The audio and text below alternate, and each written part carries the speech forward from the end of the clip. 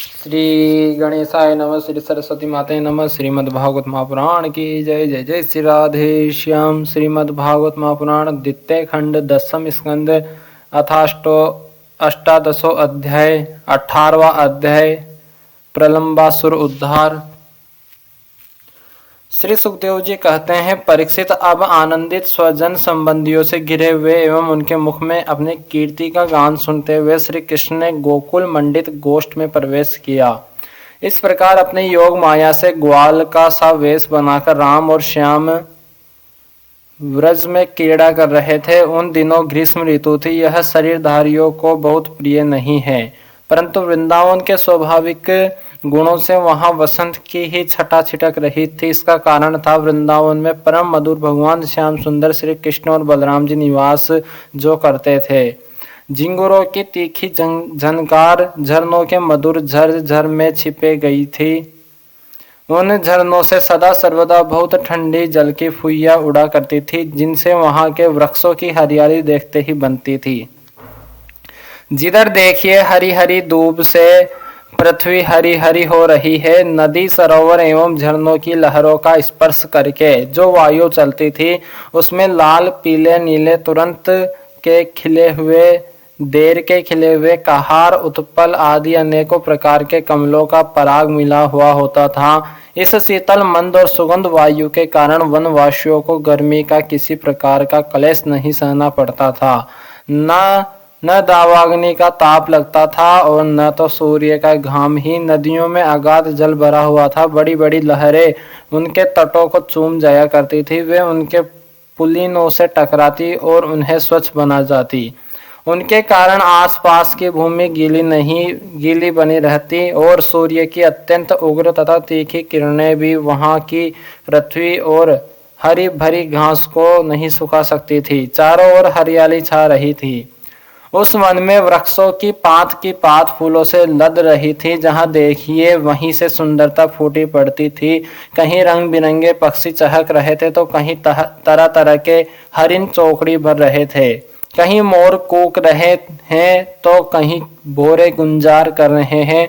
कहीं कोयले कुहक रही है तो कहीं सारस अलग ही अपना आलाप छेड़े हुए हैं। ऐसा सुंदर वन देखकर श्याम सुंदर श्री कृष्ण और गौर सुंदर बलराम जी ने उसमें विहार करने की इच्छा की। आगे आगे गोए चली, पीछे पीछे ग्वाल बाल और बीच में अपने बड़े भाई के साथ बांसुरी बजाते हुए श्री कृष्ण। राम श्याम और ग्वाल बालों ने नव पल्लवों मोर पंख के गुच्छों सुंदर सुंदर पुष्पों के हारों और गेरू आदि रंगीन धातुओं से अपने को भांति भांति से सजा लिया। फिर कोई आनंद में मग्न होकर नाचने लगा तो कोई ताल ठोक कर कुश्ती लड़ने लगा और किसी किसी ने राग आलापना शुरू कर दिया। जिस समय श्री कृष्ण नाचने लगते उस समय कुछ ग्वाल बाल गाने लगते और कुछ बांसुरी तथा सींग बजाने लगते। कुछ हथेली से ही ताल देते तो कुछ वाह वाह करने लगते। परीक्षित उस समय नट जैसे अपने नायक की प्रशंसा करते हैं, वैसे ही देवता लोग ग्वाल बालों का रूप धारण करके वहां आते और गोप जाति में जन्म लेकर छिपे हुए बलराम और श्री कृष्ण की स्तुति करने लगते। घुंघराली अलकों वाले श्याम और बलराम कभी एक दूसरे का हाथ पकड़कर कुम्हार के चाक की तरह चक्कर काटते, घूमरी परेता खेलते, कभी एक दूसरे से अधिक फांद जाने की इच्छा से कूदते, कूड़ी डांकते, कभी कहीं होड़ लगाकर ढेले फेंकते तो कभी ताल ठोक ठोक कर रस्सा कस्सी करते। एक दल दूसरे दल के विपरीत रस्सी पकड़कर खींचता और कभी कहीं एक दूसरे से कुश्ती लड़ाते। इस प्रकार तरह तरह के खेल खेलते। कहीं कहीं जब दूसरे ग्वाल बाल नाचने लगते तो श्री कृष्ण और बलराम जी गाते या बांसुरी सींग आदि बजाते और महाराज कभी कभी वे वाह वाह कहकर उनकी प्रशंसा भी करने लगते। कभी एक दूसरे पर बेल जायफल और आंवले के फल हाथ में लेकर फेंकते, कभी एक दूसरे की आंख बंद करके छिप जाते और वह पीछे से ढूंढता। इस प्रकार आंख मिचौनी खेलते, कभी एक दूसरे को छूने के लिए बहुत दूर दूर तक दौड़ते रहते और कभी पशु पक्षियों की चेष्टाओं का अनुकरण करते। कहीं मेंढकों की तरह फुदक फुदक कर चलते तो कभी मुंह बना बनाकर एक दूसरे की हंसी उड़ाते। कहीं रस्सियों से वृक्षों पर झूला डालकर झूलते तो कभी दो बालकों को खड़ा कराकर उनकी बाहों के बल पर ही लटकने लगते। कभी किसी राजा की नकल करने लगते। इस प्रकार राम और श्याम वृंदावन की नदी, पर्वत, घाटी, कुंज, वन और सरोवर में वे सभी खेल खेलते जो साधारण बच्चे संसार में खेला करते हैं। एक दिन जब बलराम और श्री कृष्ण ग्वाल बालों के साथ उस वन में गोए चरा रहे थे, तब ग्वालों के वेश में प्रलंब नाम का एक असुर आया। उसकी इच्छा थी कि मैं श्री कृष्ण और बलराम को हर ले जाऊं। भगवान श्री कृष्ण सर्वज्ञ हैं, वे उसे देखते ही पहचान गए। फिर भी उन्होंने उसका मित्रता का प्रस्ताव स्वीकार कर लिया। वे मन ही मन यह सोच रहे थे कि किस युक्ति से इसका वध करना चाहिए। ग्वाल बालों में सबसे बड़े खिलाड़ी, खेलों के आचार्य श्री कृष्ण ही थे। उन्होंने सब ग्वाल बालों को बुलाकर कहा, मेरे प्यारे मित्रों, आज हम लोग अपने को उचित रीति से दो दलों में बांट ले और फिर आनंद से खेले। उस खेल में ग्वाल बालों ने बलराम और श्री कृष्ण को नायक बनाया। कुछ श्री कृष्ण के साथी बन गए और कुछ बलराम के। फिर उन लोगों ने तरह तरह से ऐसे बहुत से खेल खेले जिनमें एक दल के लोग दूसरे दल के लोगों को अपनी पीठ पर चढ़ाकर एक निर्दिष्ट स्थान पर ले जाते थे। जीतने वाला दल चढ़ता था और हारने वाला दल ढोता था। इस प्रकार एक दूसरे की पीठ पर चढ़ते चढ़ाते श्री कृष्ण और आदि ग्वाल बाल गोए चराते हुए भांडीर नामक वट के पास पहुंच गए। परीक्षित, एक बार बलराम जी के दल वाले श्री दामा, वृषभ आदि ग्वाल बालों ने खेल में बाजी मार ली। तब श्री कृष्ण आदि उन्हें अपनी पीठ पर चढ़ाकर ढोने लगे। हारे हुए श्री कृष्ण ने श्री दामा को अपनी पीठ पर चढ़ाया। भद्रसेन ने वृषभ को और प्रलंब ने बलराम जी को। दानव पुंगव प्रलंब ने देखा कि श्री कृष्ण तो बड़े बलवान हैं, उन्हें मैं नहीं हर सकूंगा, तब वह उन्हीं के पक्ष में हो गया और बलराम जी को लेकर फुर्ती से भाग चला और पीठ पर से उतारने के लिए जो स्थान नियत था उससे आगे निकल गया। बलराम जी बड़े भारी पर्वत के समान बोझ वाले थे, उनको लेकर प्रलंबासुर दूर तक न जा सका। उसकी चाल रुक गई। तब उसने अपना स्वाभाविक दैत्य रूप धारण कर लिया।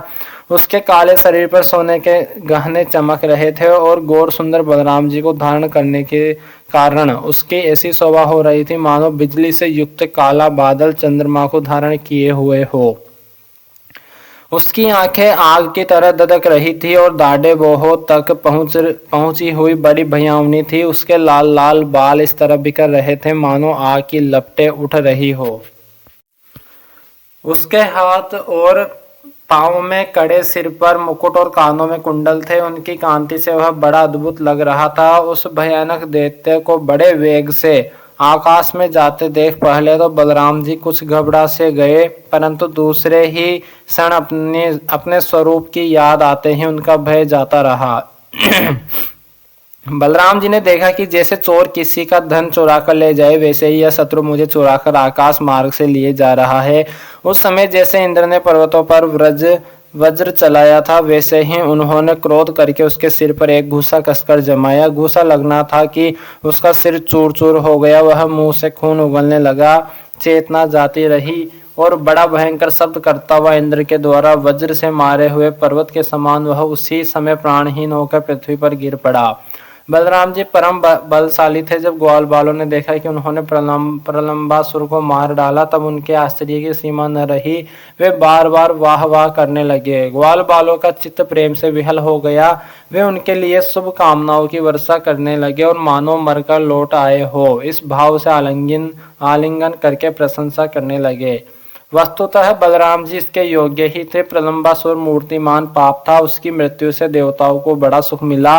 वे बलराम जी पर फूल बरसाने लगे और बहुत अच्छा किया, बहुत अच्छा किया इस प्रकार कहकर उनकी प्रशंसा करने लगे। 91वां अध्याय। 19वां अध्याय, गौवों और गोपों को दावानल से बचाना। श्री सुखदेव जी कहते हैं, परीक्षित, उस समय जब ग्वाल बाल खेल कूद में लग गए, तब उनकी गोए बेरोक टोक चरती हुई बहुत दूर निकल गई और हरी हरी घास के लोभ से एक गहन वन में घुस गई। उनकी बकरियां, गाय और भैंसें एक वन से दूसरे वन में होती हुई आगे बढ़ गई तथा गर्मी के ताप से व्याकुल हो गई। वे बेसुध सी होकर अंत में टकराती हुई मुंजाटवी सरकंडों के वन में घुस गई।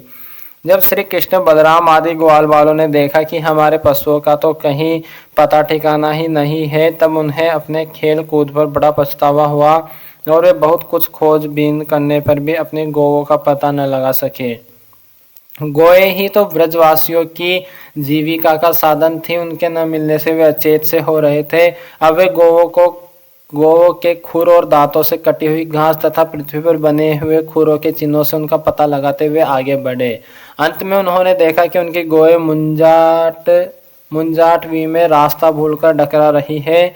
उन्हें पाकर वे लौटाने की चेष्टा करने लगे। उस समय वे एकदम थक गए थे और उन्हें प्यास भी बड़े जोर से लगी हुई थी, इससे वे व्याकुल हो रहे थे।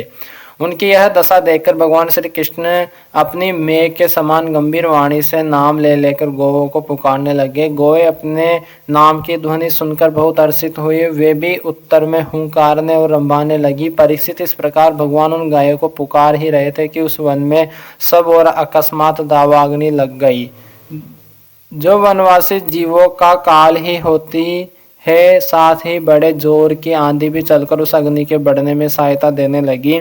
इससे सब ओर फैली हुई वह प्रचंड अग्नि अपनी भयंकर लपटों से समस्त चराचर जीवों को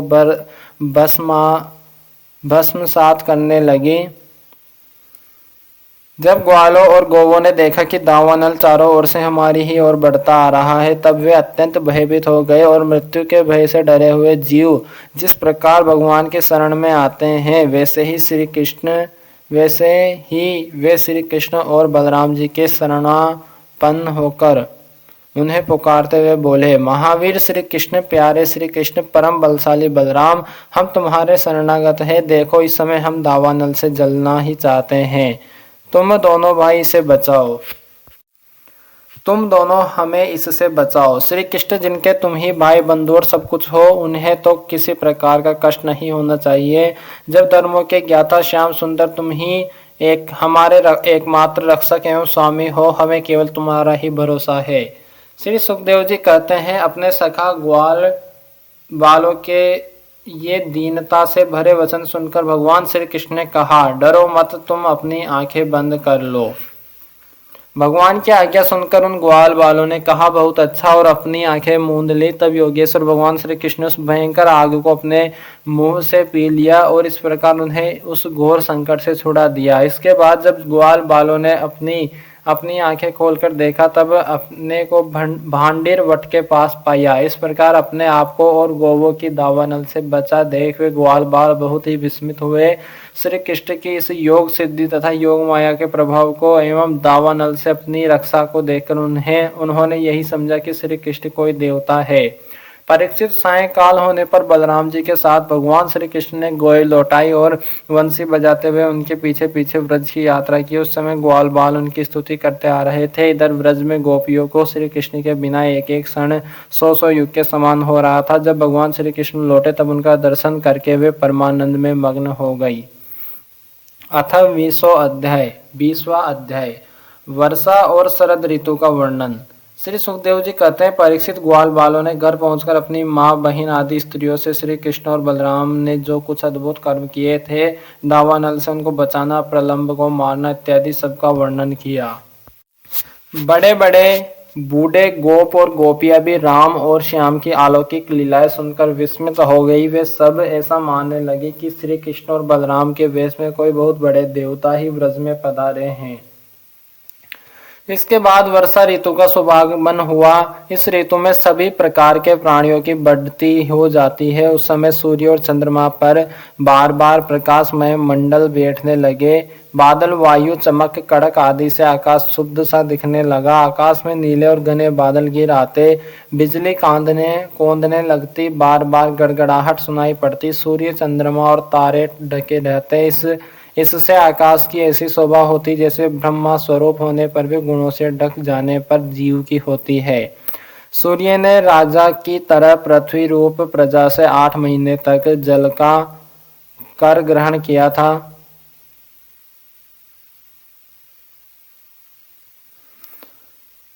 अब समय आने पर वे अपनी किरण करों से फिर उसे बांटने लगे। जैसे दयालु पुरुष जब देखते हैं कि प्रजा बहुत पीड़ित हो रही है, तब वे दया परवश होकर अपने जीवन प्राण तक न्यौछावर कर देते हैं, वैसे ही बिजली की चमक से शोभायमान घनघोर बादल तेज हवा की प्रेरणा से प्राणियों के कल्याण के लिए अपने जीवन स्वरूप जल को बरसाने लगे।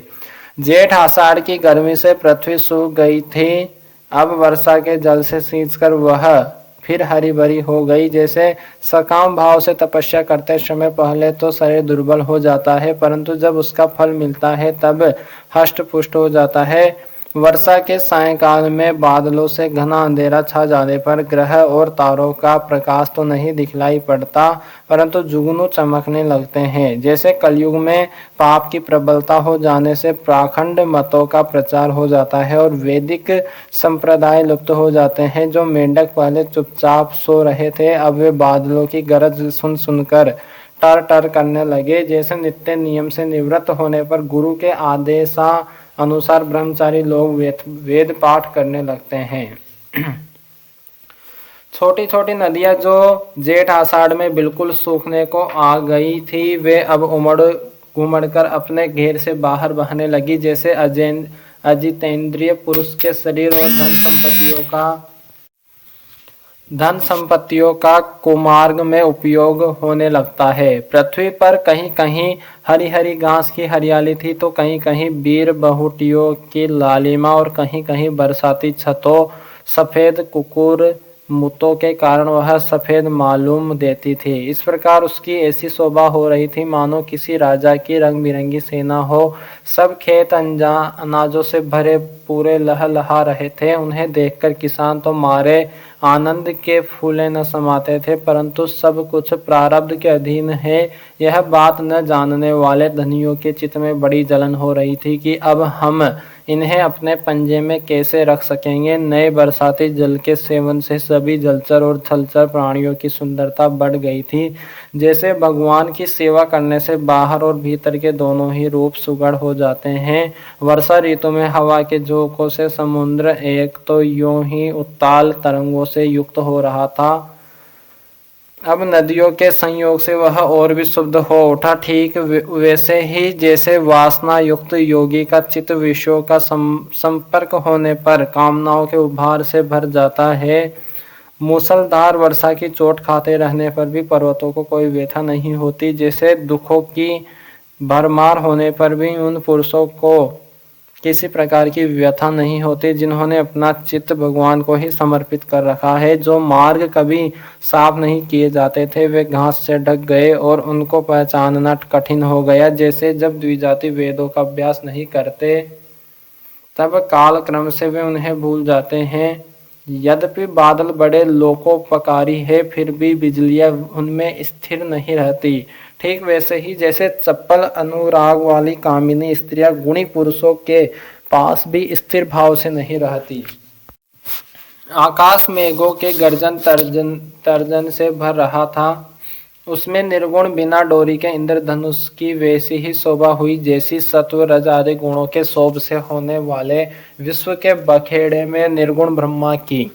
यद्यपि चंद्रमा की उज्जवल चांदनी से बादलों का पता चलता था, फिर भी उन बादलों ने ही चंद्रमा को ढककर शोभाहीन भी बना दिया था।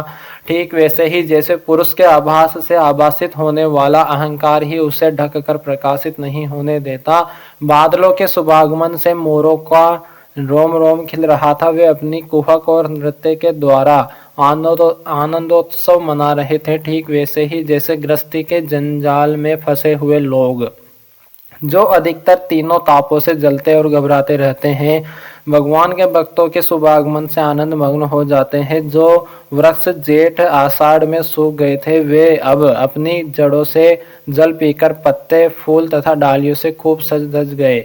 जैसे सकाम भाव से तपस्या करने वाले पहले तो दुर्बल हो जाते हैं, परंतु कामना पूरी होने पर मोटे तगड़े हो जाते हैं।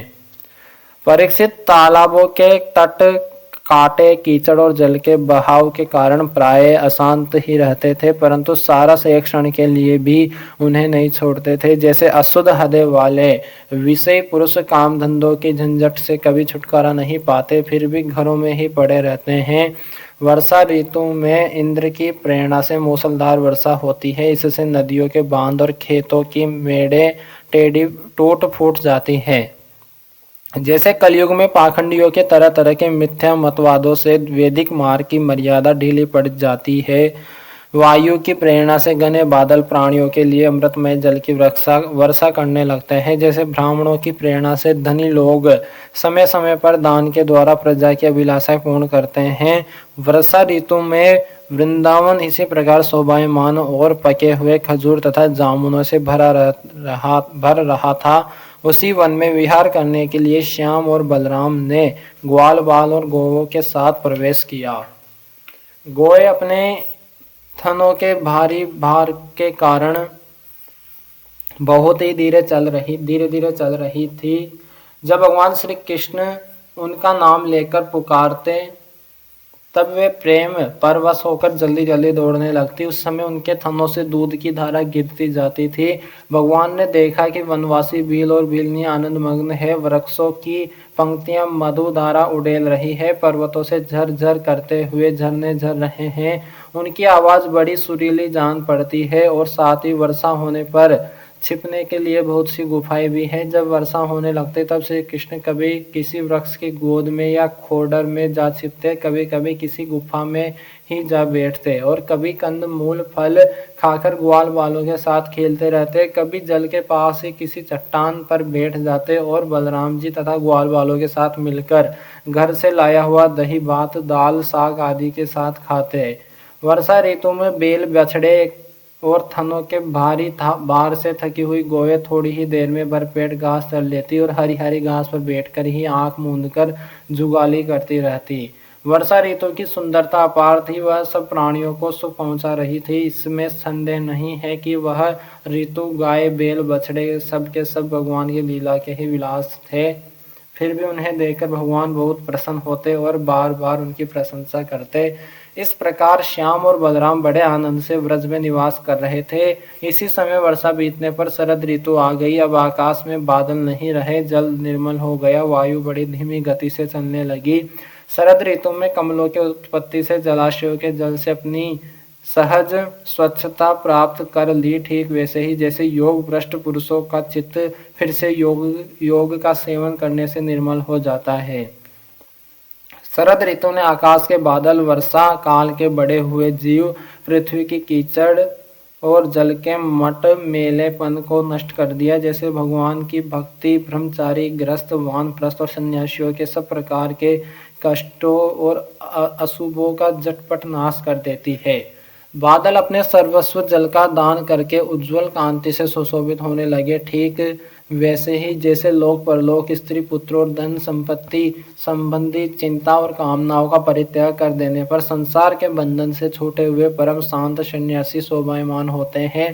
अब पर्वतों से कहीं कहीं झरने झरते थे और कहीं कहीं वे अपने कल्याणकारी जलों को नहीं भी बहाते थे। जैसे ज्ञानी पुरुष समय पर अपने अमृतमय ज्ञान का दान किसी अधिकारी को कर देते हैं और किसी को नहीं भी करते।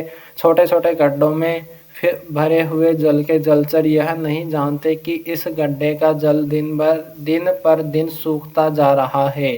जैसे कुटुंब के भरण पोषण में भूले हुए मूड यह नहीं जानते कि हमारी आयु क्षण क्षण क्षीण हो रही है।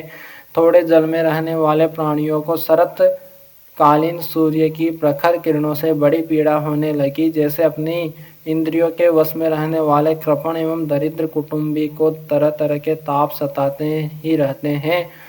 पृथ्वी धीरे धीरे अपना कीचड़ छोड़ने लगी और घास पात धीरे धीरे अपनी कचाई छोड़ने लगे। ठीक वैसे ही जैसे विवेक संपन्न साधक धीरे धीरे शरीर आदि अनात्म पदार्थों में से यह मैं हूँ और यह मेरा है, यह अहंता और ममता छोड़ देते हैं। शरद ऋतु में समुद्र का जल स्थिर, गंभीर और शांत हो गया। जैसे मन के निसंकल्प हो जाने पर आत्माराम पुरुष कर्म कांड का झमेला छोड़कर शांत हो जाता है। किसान खेतों की मेड़ मजबूत करके जल का बहना रोकने लगे। जैसे योगी जन अपनी इंद्रियों को विषयों की ओर जाने से रोककर प्रत्याहार करके उनके द्वारा क्षीण होते हुए ज्ञान की रक्षा करते हैं। शरद ऋतु में दिन के समय बड़ी कड़ी धूप होती, लोगों को बहुत कष्ट होता, परंतु चंद्रमा रात्रि के समय लोगों का सारा संताप वैसे ही हर लेते जैसे देहाभिमान से होने वाले दुख को ज्ञान और भगवद विरह से होने वाले गोपियों के दुख को श्री कृष्ण नष्ट कर देते हैं। जैसे वेदों के अर्थ को स्पष्ट रूप से जानने वाला सत्व गुणी चित्त अत्यंत शोभायमान होता है, वैसे ही शरद ऋतु में रात के समय मेघों से रहित निर्मल आकाश तारों की ज्योति से जगमगाने लगा। परीक्षित, जैसे पृथ्वी तल में यदुवंशियों के बीच यदुपति भगवान श्री कृष्ण की शोभा होती है, वैसे ही आकाश में तारों के बीच पूर्ण चंद्रमा सुशोभित होने लगा। फूलों से लदे हुए वृक्ष और लताओं में होकर बड़ी ही सुंदर वायु बहती, वह न अधिक ठंडी होती और न अधिक गर्म। उस वायु के स्पर्श से सब लोगों की जलन तो मिट जाती, परंतु गोपियों की जलन और भी बढ़ जाती, क्योंकि उनका चित्त उनके हाथों में नहीं था, श्री कृष्ण ने उसे चुरा लिया था। शरद ऋतु में गोए, हरिणियां, चिड़िया और नारियां ऋतुमती संतानों उत्पत्ति की कामना से युक्त हो गई तथा सांड, हरिण, पक्षी और पुरुष उनका अनुसरण करने लगे। ठीक वैसे ही जैसे समर्थ पुरुषों के द्वारा की हुई क्रियाओं का अनुसरण उनके फल करते हैं। परीक्षित, जैसे राजा के शुभ आगमन से डाकू चोरों के सिवा और सब लोग निर्भय हो जाते हैं, वैसे ही सूर्योदय के कारण कुमुदनी, कुई या कोई के अतिरिक्त और सभी प्रकार के कमल खिल गए। उस समय बड़े बड़े शहरों और ग्वालों में और गांवों में नवान्न प्राशन और इंद्र संबंधी उत्सव होने लगे। खेतों में अनाज पक गए और पृथ्वी भगवान श्री कृष्ण तथा बलराम जी की उपस्थिति से अत्यंत सुशोभित होने लगी। साधना करके सिद्ध हुए पुरुष जैसे समय आने पर अपने देव आदि शरीरों को प्राप्त होते हैं, वैसे ही वैश्य, सन्यासी, राजा और स्नातक जो वर्षा के कारण एक स्थान पर रुके हुए थे, वहां से चलकर अपने अपने अभिष्ट काम काज में लग गए। श्री सीताराम भगवान की जय, श्री राधे श्याम जी सरकार की जय, हनुमान जी महाराज की जय, श्री लाडले जो सरकार की जय, श्री उमापति महादेव भगवान की जय, श्री वृंदावन बिहारी लाल की जय, श्री सदगुरुदेव भगवान की जय, अपने अपने माता पिता की जय, गौ माता की जय, सनातन धर्म की जय, भूदेव ब्राह्मण की जय, भूदेव संतन की जय, सभी विरक्त ब्राह्मण की जय, विरक्त संतन की जय, सभी पितरन की जय, सभी ब्रजवासियों की जय, श्री बलराम जी महाराज की जय, श्री कृष्ण भगवान की जय, सभी गोपियों की जय, सभी ग्वालों की जय, श्री वासुदेव नंदन की जय, श्री देवकी नंदन की जय, श्री यशोदा नंदन की जय, श्री नंद नंदन की जय, श्री रोहिणी नंदन की जय, श्री सुखदेव जी महाराज की जय, भक्त और भगवान की जय, सभी श्रोतागणों की जय। जय जय श्री